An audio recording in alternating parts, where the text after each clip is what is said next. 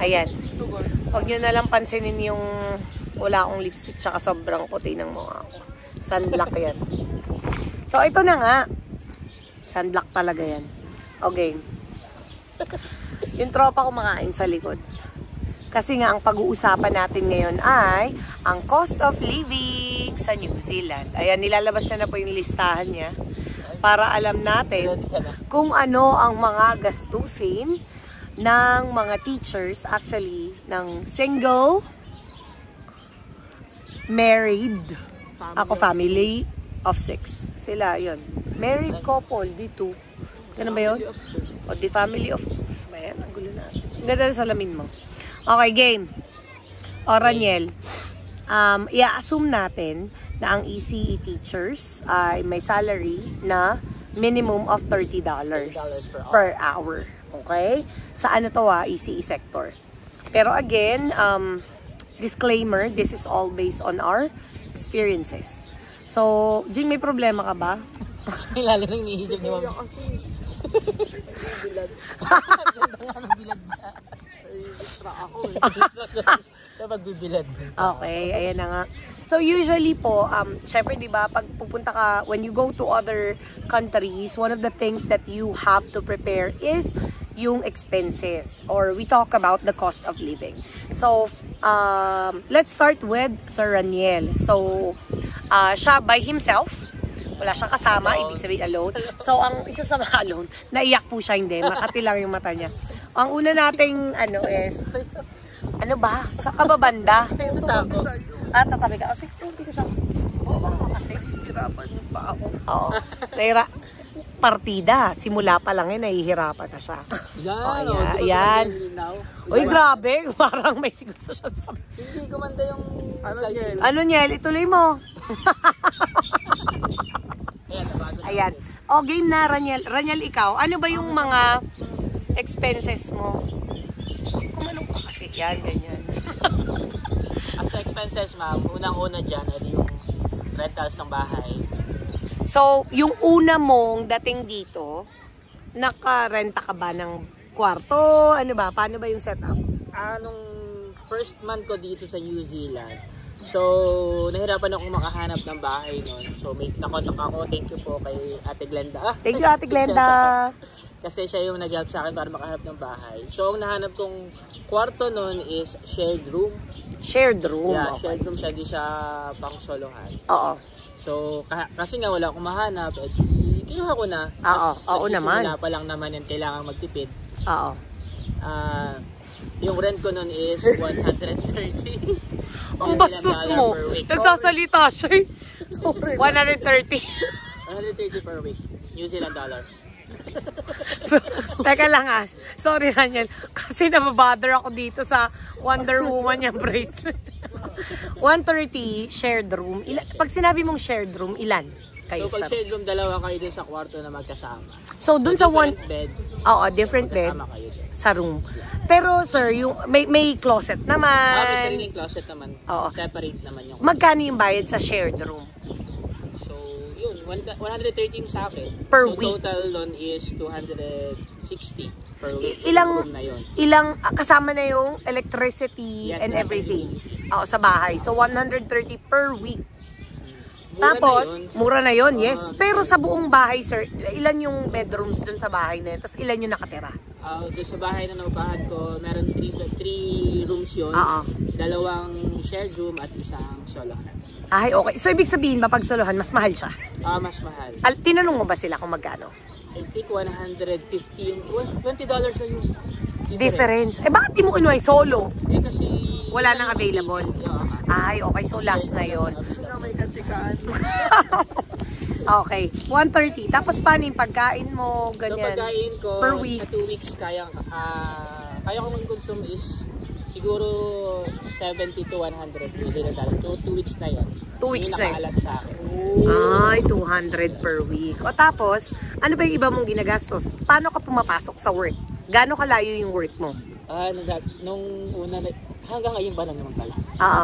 14-15 minute walk?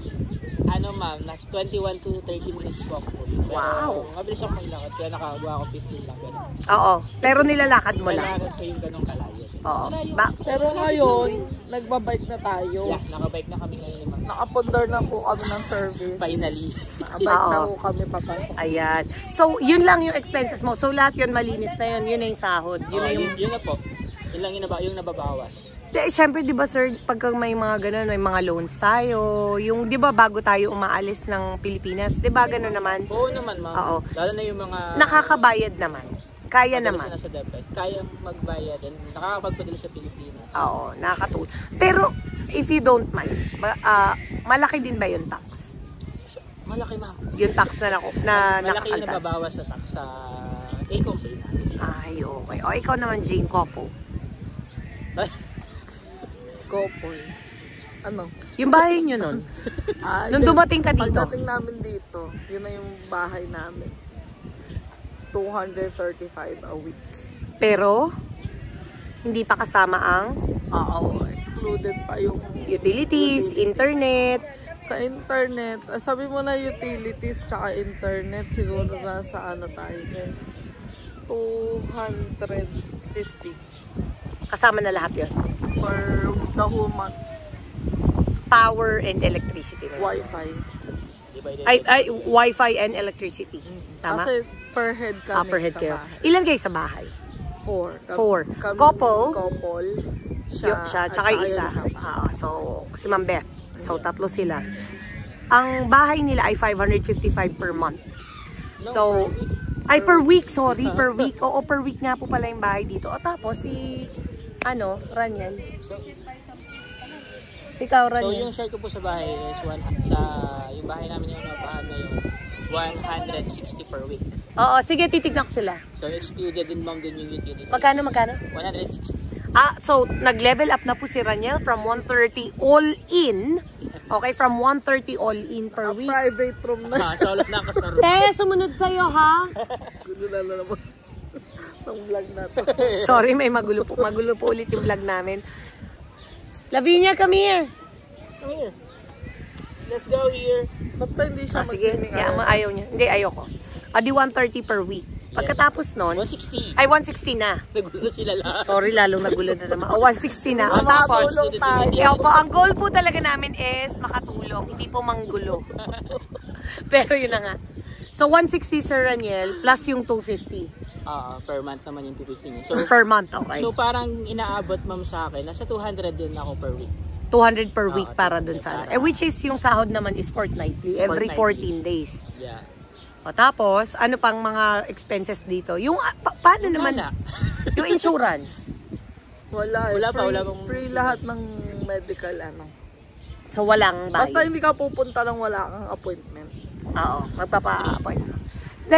Paano sa medical, di ba sabi mo, free appointment, may ginawa ba kayo? Nagpa-register ba kayo sa... Kailangan mo magpa-register sa napili mong healthcare provider. Oo. Para free.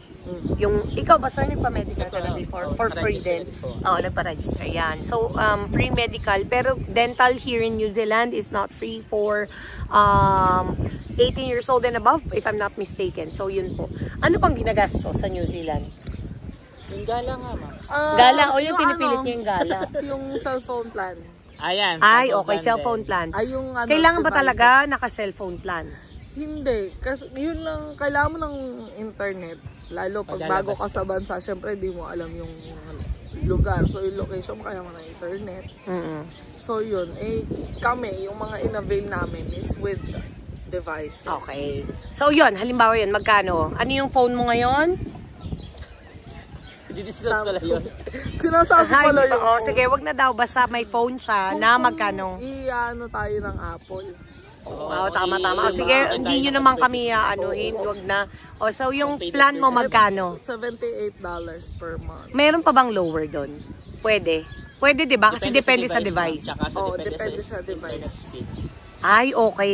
Unlimited ka, tama?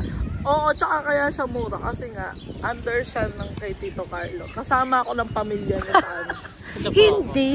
Ay, okay. Hindi ako solo na, hindi sa pangalan ko to. So, mas Kumbaga, mahal. inad lang siya, extension lang siya ng account ni Tito Carlo. So, ibig sabihin, mas mahal pagka hindi? Mas Pag mahal solo kapag mo? Solo ma'am, kasi Ay, may promo okay. sila na kailangan yung 3 devices. So, maghanap ka ng pamilyang sasamaan mo sa device. Ikaw, Sir Raniel, magkano? Ikaw, 78 per month din. So, aside from sa housing, utilities, and Grocery. eto, yung plan. Ikaw, dalawa ba kayo ni Paul na naka-plan? Hindi. Okay. Si Paul ay naka-prepaid. Ayun. Pwede pong prepaid. Ikaw, Sir Raniel. Saka na ba yan? Naka-plan ka. Monthly is, 126. 120 Pro Max. Kay? Okay, 120. Ang yaman na po niya, Sir Hindi Raniel. kasi yung data ko, kasi mahagad ako talaga sa data kapag kasi maalis ako. Kasi gamer.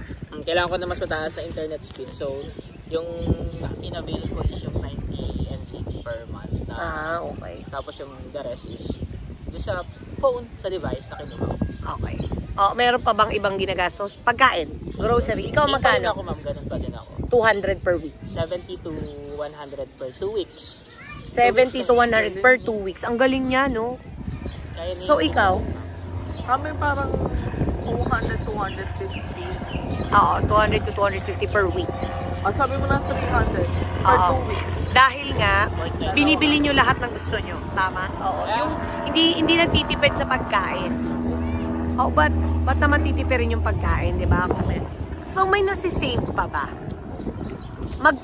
Sa halimbawa 30 per hour, tapos 7 hours of work, magkano pa yung pwede mong masave aside from sa mga pinapadala sa Pilipinas? Mga magkano ang pwede mong masave na linis? Pinakamababa. Yung pinakamababa lang na pwedeng ma-save. Range. Ganyan. Magkano pa yung pwede mong ma-save? Ako, sa family of 6, nakakapagtabi ako or may spare ako na 500 siguro. 500 per pay. Yun yung nasisave ko. Kasi nga, malaki kami na family. Kasi syempre may kahati. Ako, kahati ko din naman yung husband ko na nagtatrabaho din. Mommy, Ikaw? I want to watch. Hindi ako matulala. Oo. May nasisave Ako, ako. ano? Kung meron. Hindi, pwede namang Ako, wala. nasisave Kasi ko. nagbabayad pa ng ano, kung ano man. Diba? Kasi nung nasa US, wala din naman. 700 to 1,000. Ang nasisave mo Pwede, pa. oo. Sa akin Pero naman, hindi ka gagastos at all. Hindi, kung gagastos ka 700 to 1,000 dollars. Sa akin yun. Yung sa mister ko. Nakasave Buong na din sahod niya savings yun kasi Oo. hindi kami kumukuha na. Part-time pa si Paul nun. Part-time pa siya. Pag sinabi mong part-time, I'm recording naman. Later with sound. Ayun, may commercial po ulit. Teka, di yun. Okay. Pero di ba si Paul, ang working hours niya lang naman, ilang hours?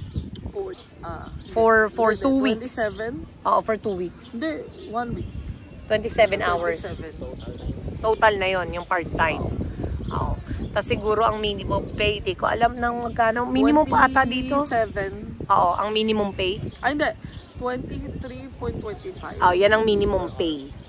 Tapos, Depende ha sa hawak nyo na visa kasi yung asawa ko open work. at walang restrictions. So wala siyang hinahabol na dapat ganito yung sahod niya. Oo, kasi yung ibang may restrictions, sinasabi doon na dapat nag-work ka sa AEWV, tas may minimum pay na ganito. Sa ibang partnership na visa or open work. Ikaw, Sir Rania, syempre, di ba, dahil single ka, and then, syempre, pumunta ka dito ng medyo nakahiram din tayo, ganyan. Kaya pa ba? Kahit pa paano? Kasi yung mga struggle ng iba. Yung ROI. Oo, may return of investment pa ba na masasabi? Meron naman, ma'am. Siguro, kung hindi ako, kung wala na yung binabayaran ko sa Pilipinas, siguro makakapag-save ako ng nasa 1,000. Ay, okay. Kaya din. Mahigit 1,000 siguro. Pero yon is hindi kasama yung mga gala or hindi kasama yung halimbawa gusto mo, ay, teka, mag-shopping ako ng sapatos, yung ganon. Pero sa ngayon, ang siguro ang saving ko, nasabi ko ay savings is 100 to 200. Oo. Which is good na, di ba? Makakapagpadala ko sa Pilipinas. Magkano yun sa Pinas? Oo. Pero kasi sabi nga nila, di ba, dolyar ang sahod, dolyar din yung gastos. Oy, Diba? naalala ko pala. yung 700 pala na minimum na sahod ko, hindi. Nasa 500. Kasi nga pala nagpaparal din ako. So 500 lang. Pa. So 500. Pero 'di ba parang isa sa mga oo, yung siguro yung masasabi natin is yung guilt feeling ba na kapag gumastos ka is magsasuffer kayo for the whole week. Wala nang ganung feeling na, 'di ba? Wala, ma'am. Kasi 'di ba parang ako nang nasa DepEd kami, kapag halimbawa gumala kami or kumain kami sa restaurant, I'm pretty sure mahihirapan kami for like a day or two. Pero kasi ako nga, dalawa kasi kami nagtatrabaho, okay naman yung earning naming mag-asawa. Pero yun, family of 6 pala kami again. Ngayon, medyo mahirap pa din, nag-a-adjust pa kami, lalo na in my case, yung anak ko is mag-university. So, halimbawa, nag-save man ako ng pera, yung university dito nasa 8,000 to 10,000. Domestic pa yun dahil naka-resident visa kami. So, yes, it's really magastos. Or, di ba? Tama ba? Magastos pa rin. Magastos talaga. Magastos, pero kahit Kaya papano, mo, afford. Nakakaluwag-luwag. Ganun ba yung tamang term? Na nakakaluwag-luwag. Kasi pagaling ng sahod, iba-budget mo na yun. So, Hindi ka na aabot sa ano. may grocery ka na. So, buhay Nagde-negative. ka na ng 2 weeks ulit. So, mag-aantay ka na uli ng panibago. So, parang Pero diba sa... additional. Dagdag lang ng dagdag. Pero diba sa Pilipinas, ano na din, ang sahod is 2 weeks na din. Oo. O edi parang pag-iisipin natin, parang ganun na lang din dito. Hindi. Malayo pa rin. Malaki pa rin ang difference. Tapos, diba, kahit na dollars din yung expenses, malayo. Pero kasi yung iba sinasabi, yung may nakita ko sa ibang vlog kasi sinasabi nila na, or vlog, sorry, sinasabi nila na dollars din yung gastos dito sa New Zealand. Tunay naman, $1 gastos. Tapos wala namang masisip. Siguro hindi, sa case kasi namin, wala kami sasakyan na binabayaran. Ay, oo, may sasakyan pa po palang binabayaran dito. So, isa pa yun sa makakadagdag din sa gastos. Pero, kung gagala-gala, may bus. Makakapag-bus. Saka kung meron ka din binabayaran sa sasakyan, kaya mo pa din. Kasi Hindi ako, ka pa naman yung ano. Sa Pilipinas kasi para ma-afford mo yung sasakyan. Wala mang ilong. Oo. dito din naman ilo-loan. Pero hindi. Pero para ka lang nagbabayad ng cellphone. Yeah, mas mahal pa yung sa cellphone ko ngayon. Yun nga, yung kasi, hindi, yung sa'yo kasi, yung cellphone mo, per month. Yeah, Pero kasi once na kumuha kayo ng sasakyan dito, per week. So sa mo, 150. O per week, magbabayad ka ng 150. Parang ganun. Pero kung may cash ka, edi mas mura pa din yung cash. So wala na ba tayong madadagdag? May natulong ba tayo for today's video? Siguro naman.